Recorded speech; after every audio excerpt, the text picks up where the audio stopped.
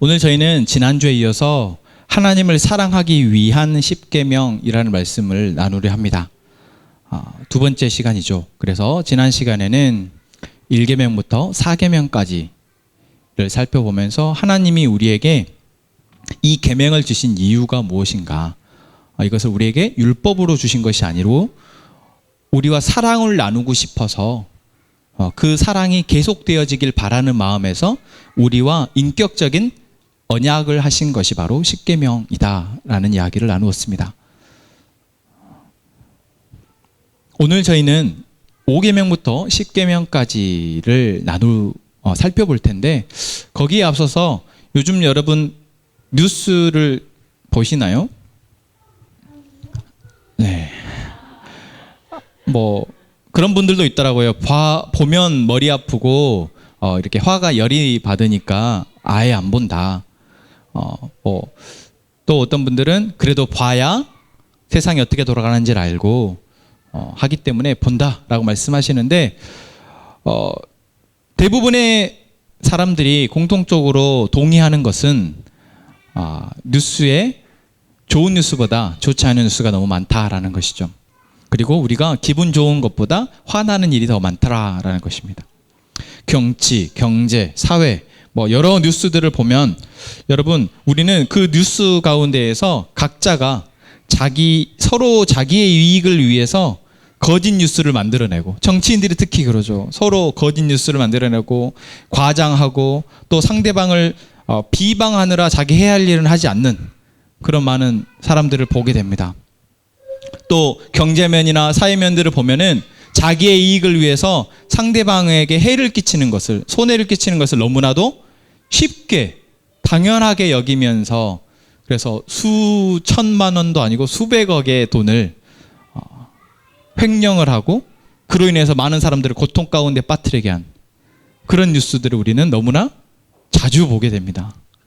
최근에도 한보그룹의 넷째 아들인가가 21년 만에 잡혔다고, 그 한보그룹의 그 가족들이 횡령한 돈만 해도 수천억이고, 그들이 그렇게 횡령한 것으로 인해서 정말 수많은 사람들이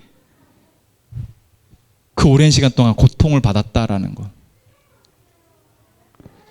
그런데 너무나 뻔뻔하게 호의호식하면서 외국에서 도피 생활을 하다가 21년 만에 잡혀서 한국으로 온 거예요.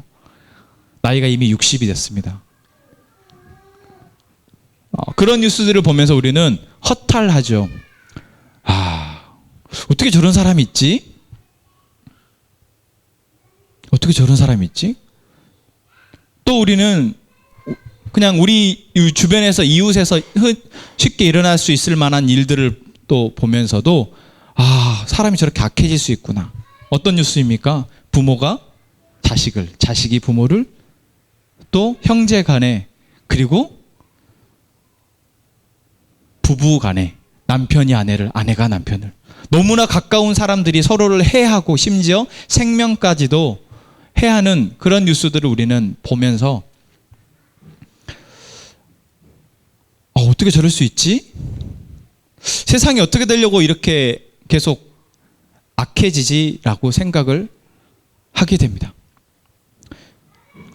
또 한편으로는 나는 그래도 저 정도까지는 아니야. 나는 저런 사람은 아니지. 또 내 주변에는 그래도 저런 사람은 없어.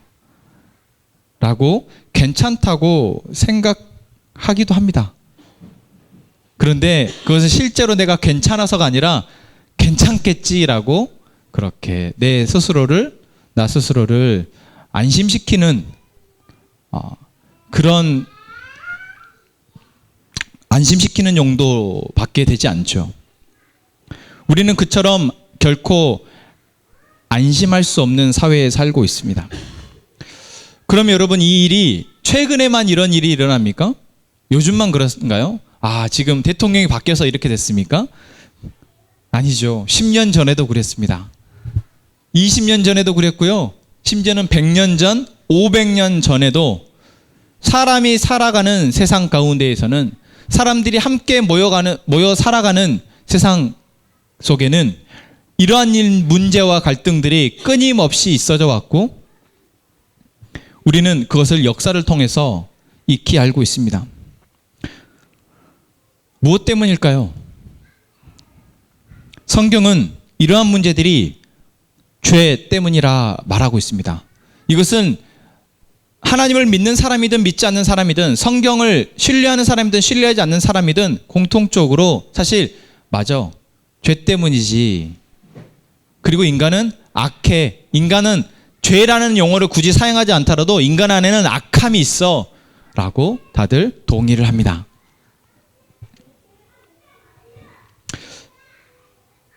성경은 이러한 죄의 뿌리, 죄의 이유, 원인을 자기중심적인 생각이라고 이야기합니다. 우리가 이 주제에 대해서는 계속해서 이야기를 나눠왔습니다.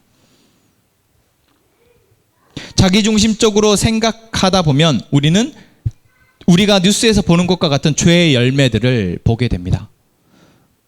그래서 우리는 단편적으로 그 사람이 죄를 지었어 라고 했을 때 어떤 도둑죄를 했고 살인을 했고 횡령을 했고 이것을 말해서는 안 되고 결국 그들이 그렇게 되어졌던 그 마음의 근저에 있는 죄의 뿌리를 그들 안에 자기중심적으로 생각하는 욕심을 봐야 한다라는 것입니다. 이처럼 자기중심적으로 사고하고 그렇게 행동하는 사람들이 사는 곳이 바로 우리의 세상이다 보니 문제가 끊이지 않는 것입니다. 그런 세상 가운데 살고 있는 우리를 하나님이 부르셨습니다. 마치 애굽이라는 죄로 상징되는 세상 가운데에서 그 나라에서 살고 있던 이스라엘 백성들을 출애굽하셔서 하나님의 가치와 하나님의 방법으로 살아갈 수 있는 가나안 땅으로 인도하시는 하나님의 그 구원처럼 오늘 이 시대의 죄 가운데에서 죄가 가득한 세상 가운데에서 살아가고 있는 우리를 하나님이 부르셨다라는 것입니다. 근데 실감이 나십니까? 부르셨는데 여러분 실감이 나시나요?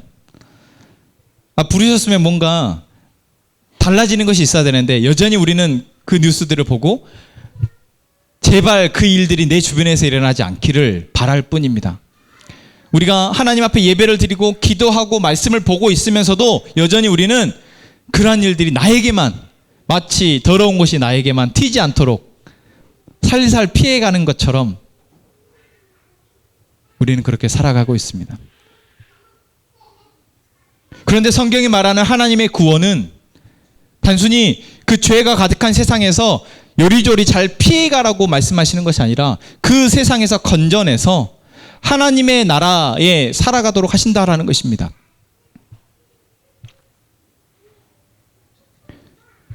이것은 물리적으로 또는 공간적으로 아예 동떨어진 세상에 살게 하시는 것이 아니라 분명 같은 세상, 같은 가나안 땅이지만 바로 옆에는 블레셋이 있고 바로 옆에는 암몬이 있고 바로 아래에는 애굽이 있고 그래서 여전히 죄로 가득한 사람들이 살아가고 있는 공간이지만 그 공간 가운데에서 분명히 구별되어져서 하나님의 가치와 하나님의 스피릿으로 살아가도록 하나님께서 우리를 만드신다라는 것이 바로 구원의 핵심입니다.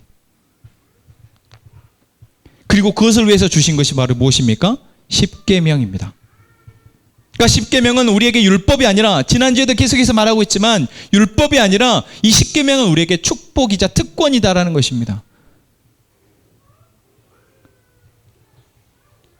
우리가 이것을 율법이 아니라 특권으로 받아들이고 그것이 특권으로 우리에게서 사라질 때 우리는 분명히 죄가 가득한 세상 가운데 살아가고 있지만 그 세상 가운데에서 다르게 살아갈 수 있다는 것입니다. 그냥 다른 것이 아니라 오늘 저희가 찬양했던 것 같이 세상 가운데에서 평안하고 안전함을 누리며 살아갈 수 있다는 것입니다. 여러분, 이것이 성경이 우리에게 말하는 구원입니다. 그래서 오늘 우리는 십계명의 말씀을 그 하반부를 살펴보면서 또 어떠한 우리에게 특권이 우리에게 주어졌는지 어떤 은혜로 하나님께서 우리에게 이 말씀을 주셨는지를 보기를 원합니다. 자, 그렇게 보기를 원하는데 1계명부터 사실 4계명까지는 우리가 선뜻 이해가 잘 되지 않고 해석이 필요한 계명들이었습니다. 그렇죠. 그래서 나 외에 다른 신을 섬기지 말라, 뭐 이런 부분들에 있어서 우리가 내 삶에 적용하기 위해서 뭔가 조금 깊이 묵상도 해봐야 하고, 나에게는 어떤 신이 있나, 나는 하나님을 어떻게 우상으로 만들었나, 나는 하나님의 이름을 어떻게 망령되 일컬었는지를 사실 깊이 생각해봐야 하는 계명들이었습니다. 그런데 여러분, 5계명부터 10계명까지는 그렇습니까? 너무나도 분명하죠. 첫 번째 5계명은 무엇입니까? 내 부모를 공경하라. 그 다음 6계명은 무엇입니까?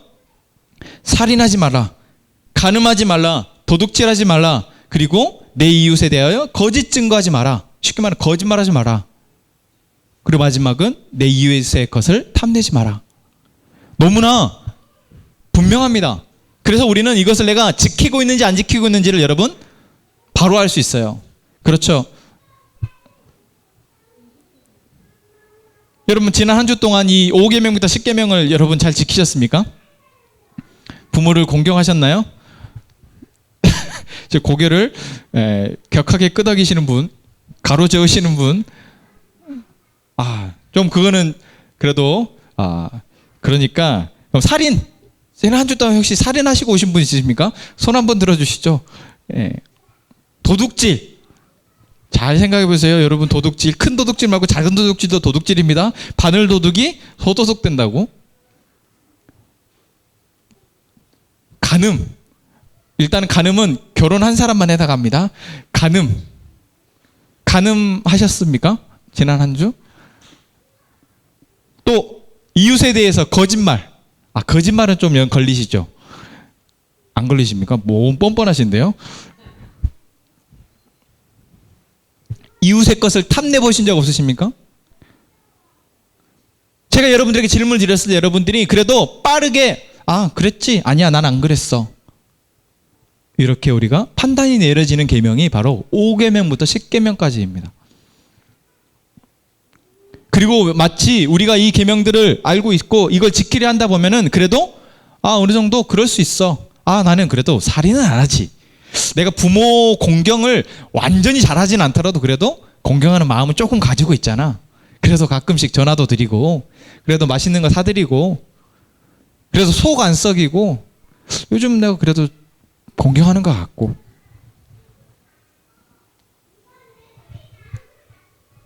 우리가 이렇게 쉽게 지키는지 안 지키는지를 알 수 있게 되는 계명이 5계명부터 10계명입니다.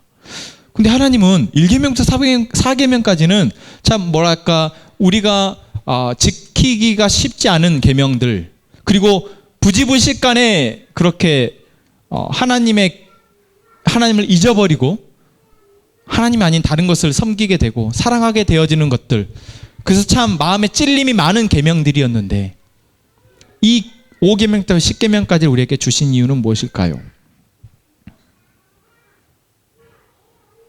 무엇일까요?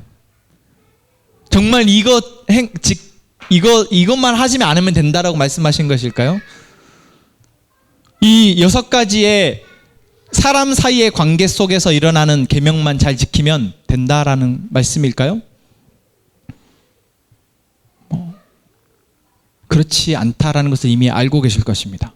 이것은 사람들이 가장 범하기 쉬운 대표적인 죄들을 나열한 것입니다. 그리고 이 죄들이 범해지는 가장 근원적인 이유에는 10계명, 마지막 10번째 계명에서 이야기하고 있는 인간의 탐심이, 그리고 인간의 탐심이라고 설명되어져 있는 바로 자기중심적인 죄의 뿌리가 작용할 때 바로 이러한 죄들이 범해진다라는 것이죠. 먼저 5계명은 무엇입니까? 내 부모를 공경하라입니다. 사실 성경에서는, 특히 구약에서는 내 부모를 공경하라는 말씀이 정말 많이 나옵니다. 그리고 사람 사이의 관계 속에서 가장 먼저 그리고 가장 중요하게 이야기되고 있는 계명 또한 내 부모를 공경하라입니다. 왜 그럴까요? 그리고 반대로 부모들에게는 너의 자녀를 사랑하라라는 계명은 왜 없을까요? 쉽게 생각해보면 그렇습니다. 부모가 자녀를 사랑하는 것은 99%는 쉬운 일입니다. 태어날 때부터 내 자녀로 태어난 아이를 사랑하는 것은 그래도 쉬운 일입니다. 사랑의 마음을 갖는 것이 쉽다고요. 그러니까 사랑하는 것은 어렵지만, 제대로 사랑하는 것은 어렵지만, 그래도 내가 이 사람을, 내 자녀를 사랑하는 것은 자연스럽게 되어지는 일입니다. 하지만 자녀들은 그럴까요? 여러분, 우리는 이미 알고 있습니다. 자녀가 부모를 사랑하거나 또는 공경하는 것은 어렵습니다. 특히 어릴 때일수록은 말로라도 사랑한다고 진짜 고백을 많이 하고, 그래도 무서워서라도 말을 듣는데 조금씩 자라면서 자기가 갖게 되는 생각들이 많아지고, 이제 내 판단으로 무언가를 하게 되는 빈도가 높아질수록 우리는 부모의 말에 따르기보다는, 부모를 공경하고 존중하기보다는 부모의 말과 배치되는 삶을 살게 되는 것이 우리의 모습인 것 같습니다. 자, 그러면 그것이 왜 문제일까요? 첫 번째는 이거입니다. 하나님께서 우리에게 가장 강력하게 경고하시고 계시는, 십계명을 통해서 경고하고 계시는 메시지가 무엇입니까? 하나님을 잊어버리고 자기가 자기 삶의 주인이라고 자기중심적으로 생각하지 말라라는 것입니다. 하나님이 우리 삶의 주인이시며 온 세상의 주인이심을 인정하고 그 스피릿과 그 가치로 살아가라라고 말씀하시죠. 그것을 이어서 우리가 자녀로서 부모의 품 안에서 자라날 때 우리는 조금씩 자라면서 이제 부모의 힘보다는 자기의 힘으로 할 수 있는 일이 많아지면서 자기 주관적으로 판단해서 부모의 뜻을 거슬리는 일이 많아지는 것. 그래서 하나님께서는 우리에게 부모를 공경하라 말씀하시면서 누구를 기억하라고 말씀하시는 것입니까? 하나님을 기억하라라고 말씀하시는 것입니다. 또한 두 번째, 신명기 6장에도 말씀하셨듯이 하나님께서는 부모에게 어떤 책임을 주셨습니까? 자녀들에게 하나님의 가치를 전수하는 책임을 주셨습니다. 하나님의 마음을, 하나님의 율법을, 하나님을 사랑하는 것을 가르치는 책임을 주셨어요. 그것을 가르쳐야 하는데 자녀들이 자라면서 부모를 공경하지 않게 되면 어떻게 됩니까? 하나님을 사랑하는 것을 잊어버리게 됩니다. 그래, 하나님의 사랑을 잊어버리게 되면 하나님이 우리에게 허락하신 하나님의 나라, 하나님의 복을 상실하게 되는 것이죠. 그래서 10계명, 5계명의 하반부는 뭘 얘기하고 있습니까? 부모를 공경하라. 그리하면 조건이 붙어 있어요. 어떤 결과가 붙어 있습니다. 무엇입니까? 같이 읽겠습니다. 내 하나님 여호와가 내게 준 땅에서 내 생명이 길고 복을 누리리라. 부모를 공경할 때, 다시 말하면 부모가 전수하는 하나님의 사랑, 하나님을 사랑해야 되는 것, 하나님의 계명과 율법을 그래도 부모를 공경하는 마음으로 듣고 계속해서 그것을 지키려 할 때 그 사람이 하나님을 잊지 않게 되고 하나님이 주신 그 복을 누릴 수 있다. 생명이 길어진다는 것은 오래 산다는 의미가 아니에요. 하나님이 허락하신 땅에서 하나님이 주시는 복을 계속해서 누릴 수 있다라는 것입니다. 그리고 그것은 자기 대에서만 끝나는 것이 아니라 대대손손 이어진다라는 것입니다. 그 중요한 전제가 무엇입니까? 자녀가 부모를 공경할 때입니다. 그래서 성경은 부모를 사랑하라라고 말씀하고 있지 않아요. 사랑은 조금 추상적이고 사랑은 그렇습니다. 그런데 공경이라는 것은 무엇입니까? 두려워하는 마음을 갖는 거예요. 부모가 하는 말을 내가 두려워하고 경외함으로 그래도 들으려 하는 것, 그게 바로 공경입니다. 내 마음이 이해가 되지 않더라도, 내 생각이 동의되지 않더라도 부모님이 하신 말씀이기 때문에 그 말씀을 존중하는 것, 그게 바로 공경입니다. 내가 머리가 좀 크고 아는 것이 많아지고 내가 하고 싶은 것이 많아지더라도 부모님이 나에게 말씀하시면 하나님을 사랑하는 것, 하나님의 계명과 율법을 지키며 사랑하는 것, 그 이야기를 공경하는 마음으로 듣고 순종하려 할 때 그 자녀가 이제 하나님의 스피릿을 전수받게 되고, 그 하나님의 스피릿을 전수받은 그 자녀는 부모에게 허락하셨던 그 하나님의 복을 그대로 물려받는 것이죠. 마치 아브라함의 복이 이삭에게 갔고 이삭의 복이 야곱에게 갔고 야곱에게 흘렀던 그 복이 요셉에게 갔듯이 하나님이 약속하신 복이 그 자녀에게 흘러가는 것, 그 중요한 전제가 바로 부모를 공경하는 것입니다.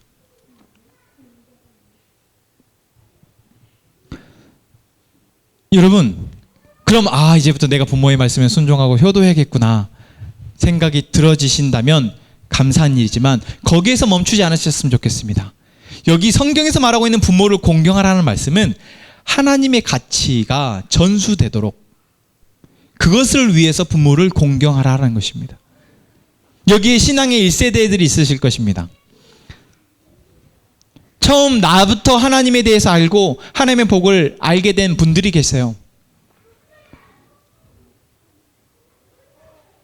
그렇다면 여러분, 부모를 공경하고 사랑하는 것은 물론이거니와 그 부모에게 물려받지 못한 하나님의 스피릿이 나 때부터는 나의 후손에게 또는 내 주변에 있는 사람에게 흘러가기를 위해서 기도하고 노력하시는 저희 하민가족들 되기를 원합니다.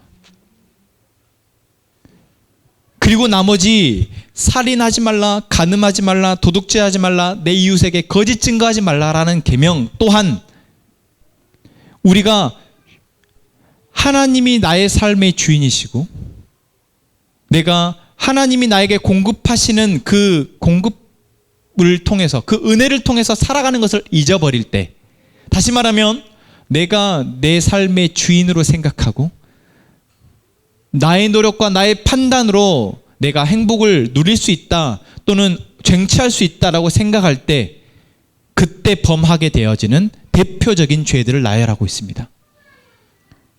그리고 부모 공경, 살인, 간음 이런 것들은 조금 강도가 센 것부터 내려가죠. 살인한다라는 것은 하나님이 우리에게 생명을 허락하셨다라는 것을 가장 직접적으로 범하는 죄입니다. 그래서 나의 판단과 나의 욕심 때문에 다른 사람이 생명을 범하는 것, 너희가 그렇게 될 수 있다라고 이야기하고 있고, 실제로 성경에서뿐만 아니라 인류의 역사 가운데 살인의 죄는 너무나도 너무 끔찍한 죄이지만 너무 빈번하게 일어나고 있는 죄입니다. 우리가 무엇을 잊어버릴 때 그렇습니까? 하나님이 생명의 주관자 되심을 잊어버릴 때 이 죄를 범하게 됩니다. 또한 간음의 죄는 무엇입니까? 하나님이 창세기에서 아담과 하와를 만드셨습니다. 그리고 아담과 하와 둘이 한 몸이 되게 하셨어요. 이것은 창조의 원리입니다. 하나님의 복이 전수되도록 하는 가장 자연스러운 원리예요. 그래서 남자와 여자가 함께 만나 가정을 이루고 그 가정에서 하나님이 주신 생명이 태어나고 그 생명에게서 하나님의 복이 계속해서 흘러가도록 되어진 것, 이것은 가장 자연스러운, 가장 일반적인 하나님의 축복이 흘러가는 원리입니다. 그런데 이곳에 간음, 나와 짝지어 주신 상대방, 배우자가 아닌 다른 사람을 정욕적으로 또는 다른 사람을 향해서 정욕을 품는 것, 그리고 그 상대와 성적인 욕구를 충족하는 것, 이것은 하나님의 창조 질서를 위배하는 것입니다. 또한 성경에서 또한 이 시대를 바라볼 때 우리가 너무나도 빈번하게 일어나고 있는 죄입니다. 빈번하다라는 것은 마치 우리가 1계명부터 4계명까지 하나님의 백성임을 알지만 그래도 가만히 내버려 두면은 그렇게 빠져버리는 그 죄들처럼 이 간음의 죄는 우리의 욕구가 내 안에서 올라올 때, 그리고 하나님이 나에게 사랑하라고 허락해 주신 내 아내, 내 남편을 사랑하지 못할 때 바로 뒤이어서 엄습해오는 욕구입니다. 그래서 우리가 사랑해야 할 존재, 우리에게 사랑하라고 주신 존재를 사랑하지 못할 때 찾아오는 죄, 그것이 바로 간음죄입니다. 그래서 하나님은 이 십계명을 통해서 계속 무엇을 말씀하고 있습니까?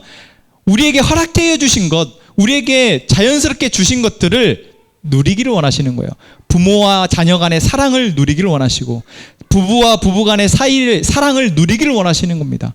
자연스럽게 우리 헛되어진 것들을 그 안에서 감사하고 누릴 때 우리는 사실 이러한 죄들로부터 나를 지킬 수 있는 것이죠. 그런데 우리에게 자연스럽게 헛되어진 부모와 자녀 간의 공유되어야 될 사랑과 남편과 아내 간의 공유되어야 될 사랑이 문제가 생기면 우리는 이러한 죄에 빠지게 된다는 것이죠. 또한 도둑질하지 말라는 죄도 그렇습니다. 하나님께서 우리에게 허락해 주신 것들이 있습니다. 내게 허락되어진 것들, 그런데 이 허락되어진 것들이 부족하다고 느끼고, 그리고 남에게 있는 것이 나에게 필요하다고 느낄 때 우리는 하나님께서 나에게 허락되어 주신 것이 너무나 감사하지만 그것보다 하나님 나에게 이것이 더 필요합니다라고 마치 부모에게 자녀가 요청하듯이 요청할 수 있는데, 또는 하나님께 그것을 요청하고 기다릴 수 있는데, 그것이 아닌 내 인위적인 나의 방법으로 그것을 쟁취하라는 것, 그것을 우리는 도둑질이라고 합니다.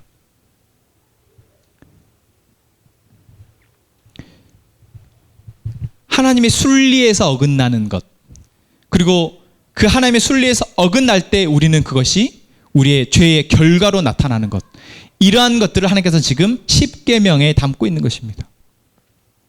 내 이웃에 대해서 거짓 증거하지 말라도 그렇습니다. 여러분, 우리가 언제 거짓말하게 됩니까? 이 상황 가운데에서 옳은 것이 아니라 내가 판단할 때 이것이 더 낫겠다라고 생각하면 우리는 거짓말을 하게 됩니다. 악의적인 거짓말도 그렇지만 선의로, 거짓말이 영어로 뭐죠?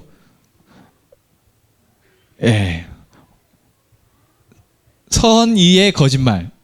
우리나라 한국 사람이니까 한국말. 선의의 거짓말 또한 이 상황 가운데서, 저 사람과 나와 상황 가운데에서 내가 생각할 땐 이것이 더 맞아 라고 할 때 우리는 거짓말을 하게 됩니다. 물론 그것이 필요할 때도 있지만 여러분, 그것은 나의 판단이죠. 하지만 하나님께서 우리에게 주신 순리는 무엇입니까? 진실하는 것입니다. 내가 비록 손해가 된다 할지라도 진실할 수 있을 때, 그리고 내가 진실할 때 이 상황을 하나님께서 주관하실 것이라는 우리에게 믿음이 있을 때 우리는 이웃에 대해서 거짓 증거하지 않게 됩니다. 하나님께서 우리에게 말씀하고 있는 이러한 계명들은 다 어디에서 무엇을 지키지 않을 때 나옵니까? 하나님이 우리의 주인이시며 하나님의 생각이 가장 선하고 하나님의 방법이 가장 우리가 행복하고 안전할 수 있다라는 그 믿음이 흔들릴 때 범해지는 죄들입니다. 다시 말하면 우리가 하나님을 사랑하는 것을 소홀히 할 때, 하나님을 사랑하는 것을 잃어버리고 다른 것이 우리 마음에 찾아올 때 범해지는 죄, 그 죄에 대해서 하나님께서 경고하고 있는 것이 바로 십계명입니다. 그래서 십계명을 하나님 사랑, 이웃 사랑이라고 말하고 있지만 그것은 결국 다시 하나님의 사랑, 하나님을 사랑하도록 우리에게 당부하고 있는 것이 바로 십계명이다라는 것입니다. 그래서 여러분, 이웃 사랑하는 것, 교회에서 우리가 계속해서 이야기하고 있지만 그 이웃 사랑의 가장 먼저는 하나님 사랑이 되어야 합니다. 우리 안에서 하나님을 사랑하는 것이 먼저 익숙해지고 그것이 우리 삶의 어떤 루틴 되어지지 않을 때 우리는 이웃을 사랑하는 것이 너무나 힘이 듭니다. 그래서 이러한 계명들을 범하게 되는 것이죠. 사랑하는 하멘 가족 여러분, 제가 여러분을 사랑하는 것이 쉬울까요? 어려울까요? 어렵습니다. 저는 제 자신 사랑하는 게 제일 쉬운 사람입니다. 저는 그래서 자존감이 좀 높습니다. 제 자신에 대해서 별로 흔들리는 게 별로 없어요. 하지만 누군가를 사랑하는 것은 너무 버겁습니다. 제 아내를 사랑하는 것, 내 아이들을 사랑하는 거 너무 힘이 들어요. 그런데 그때마다 제가 힘들어하고 있을 때마다 하나님께서는 저에게 뭐라 말씀하시냐면 너 지금 하나님을 사랑하고 있느냐라고 물으시더라는 거예요. 왜일까요? 제가 하나님을 사랑하고자 할 때, 아니 하나님의 사랑이 나와 원활할 때 내가 내 아내를 사랑하고 싶은 마음이 생겨집니다. 내가 하나님과의 관계가 친밀할 때 내가 내 자녀들에 대해서 어떻게 해야 할지 하나님께서 말씀하시더라는 것입니다. 말씀하시는 것이 아니라 그럴 수 있도록 나에게 힘을 허락하시더라는 것이죠. 내가 내 이웃에 대해서, 다른 사람에 대해서 어두운 마음이, 부정적인 마음이 들어질 때 하나님께서 나에게 그것을 어떻게 해야 할지 지혜를 주시고 그것을 감당할 수 있는 능력을 주시더라라는 것입니다. 제가 하나님과의 관계가 원활하지 않으면 저는 저 사랑하기에 너무 쉬운 사람입니다. 너무나 그래서 게을러지기에 쉬운 사람이고 이기적이 되기에 쉬운 사람이 바로 저입니다.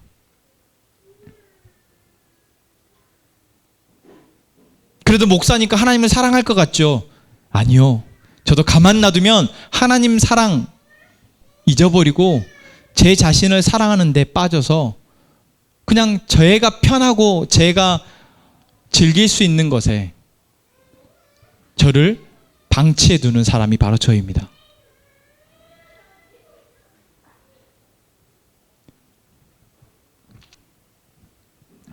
여러분들은 어떠십니까? 여러분들의 삶의 목표가 무엇입니까? 여러분들은 무엇을 위해서 하루하루를 또는 한 주를 살아가셨나요? 이제 한 주가 또 끝나고 월요일이 시작될 텐데 여러분들은 무엇을 위해서 또 부단히 노력하며 사시겠습니까?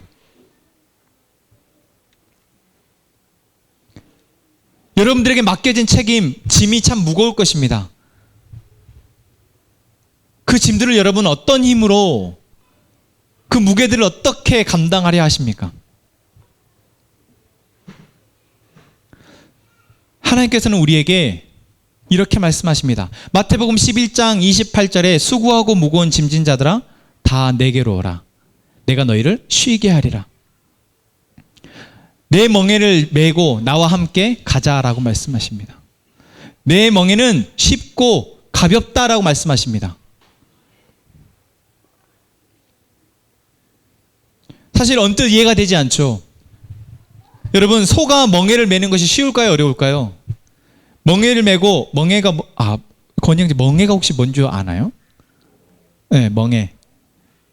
모르죠. 시골에서 안 자라셔가지고. 저는 그래도 시골에서 자랐거든요. 소가 쟁기를 끌기 위해서 목에다가 매는 것을 멍에라고 합니다. 그렇죠? 어르신 맞죠? 네. 그 멍에를 소가 메고 가는 게 쉬울까요? 어려울까요? 너무 힘이 들대요. 소가 아무리 힘이 세도 너무 힘이 듭니다. 근데 예수님 우리에게 뭐라고 말씀하세요? 내 멍에를 메고 나를 따라오라고 말씀하시는 거예요. 그러니까 우리가 그 멍에 너무 무거운데? 라는 생각이 언뜻 엄습해서 나는 하나님 사랑 못해. 이웃 사랑 못해. 나는 하나님의 영광을 위해서 못 살아. 어떻게 그렇게 살아? 나의 삶 하나도 살아가기 바쁜데 라고 언뜻 생각하기가 쉽습니다. 그런데 여러분, 예수님께서 내 멍에를 메고 나와 함께 가자라고 말씀하시는 것은 함께 가자라고 말씀하시는 거예요. 그래서 멍에를 너 혼자 메라고 말씀하시는 것이 아니라 내가 너와 함께 멍에를 메겠다고 말씀하시는 거예요. 이스라엘에서 이 멍에의 비유를 예수님께서 말씀하실 때 왜 이야기를 하셨냐면 이스라엘은 밭을 갈 때 소 2마리가 한 쌍입니다. 우리나라는 보통 그래서 소 1마리가 메고 가죠. 근데 이스라엘은 소 2마리, 그래서 결이라 그래요. 결이. 성경에 보면 결이라는 말, 소 한 결이 그러면 2마리를 말합니다. 2마리가 함께 멍에를 같이 메고 가는 거예요. 근데 그 2마리 중에서도 한 마리의 소는 어미소, 베테랑 소입니다. 그리고 다른 한 마리는 이제 멍에 매는 것을 처음 져보는 소예요. 이제 배우는 소예요. 당연히 무게중심이, 힘이 어디에 실리겠습니까? 베테랑소 어미소에게 쏠립니다. 그래서 분명히 멍에를 같이 메고 가는 것 같은데 누가 메고 가는 거예요? 실제로는 어미소가 메고 가는 거예요. 새끼소는 뭐 하고 있는 거예요? 흉내만 내는 겁니다. 그렇게 시작을 하는 거죠. 그렇게 한 해, 두 해가 지나면 그 새끼소가 조금씩 그 멍에가 어떤 무게인 것을 느낄 테고 그 멍에가 어떤 가치, 어떤 의미를 있는지를 느끼면서 아, 이제 나도 이 멍에를 지고 갈 수 있겠다라는 생각을 하게 되고 아, 이것이 나의 삶의 목적이구나라는 것을 알게 되는 거예요. 물론 소에게 너무 많은 것을 제가 기대하는 것 같지만 예수님이 그 비유를 하신 이유가 바로 그렇다는 거예요. 그래서 내 멍에가 쉽고 가볍다라고 말씀하신 것은 네가 지는 거 아니니까. 너가 하나님을 사랑할 수 있는 거, 너가 이웃을 사랑할 수 있는 거 아니야. 하지만 내가 그렇게 하나님을 사랑하고 한 생명을 위해서 나의 목숨까지도 내놓는 것을 보고 따라오다 보면 어느새 너가 하나님을 사랑하는 자, 이웃을 사랑하는 자가 될 것이다 라고 말씀하시는 겁니다. 여러분, 십계명은 우리에게 지금 당장 너가 이럴 수 있어, 이것을 안 하면, 이것을 범하면 너는 다 죽어 라고 말씀하시는 율법이 아닙니다. 이것은 예수님이 나와 함께 이 멍에를 메고 같이 가자라고 말씀하시는 사랑의 약속, 맹세, 언약이다라는 것입니다.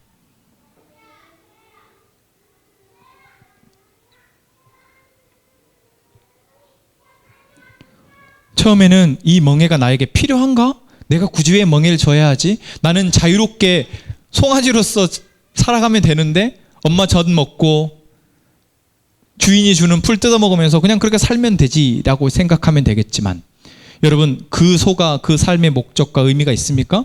그렇게 살아가기를 원하는 소를 주인이 가만 내버려 둘까요? 아니죠.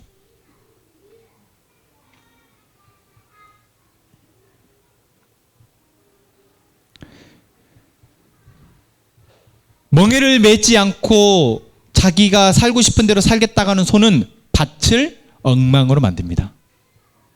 하지만 멍에를 매는 소는 밭을 갈게 되고 그 밭에서 씨앗이 나며 또 자기가 먹게 됩니다.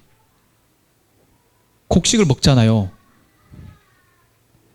여러분, 이것이 바로 하나님께서 우리에게 말씀하시는 성경적인 삶의 원리입니다. 그래서 이 십계명이 비록 처음에는 무겁고 어렵게 다가올지라도 나의 힘으로 하는 것이 아니라 하나님의 은혜로 이것이 되어지는 것이구나, 그것을 믿고 그러기를 선택할 때 하나님이 우리로 하여금 그렇게 해 나가실 것입니다. 우리보다 먼저 앞서서 그 멍에를 지고 나아가시는 예수 그리스도가 우리를 그렇게 살아갈 수 있도록 하실 것입니다. 십계명은 우리와 사랑하기 위해서, 우리를 사랑하기 위해서, 계속해서 사랑하기 위해서 주시는 사랑의 계명인 것을 우리가 잊지 않고 하나님을 사랑하고 그 하나님의 사랑으로 안전함을 누리는, 행복을 누리는 우리 모든 하멘 가족들 되기를 소망합니다. 우리 함께 찬양 부르며 하나님 앞에 기도합시다.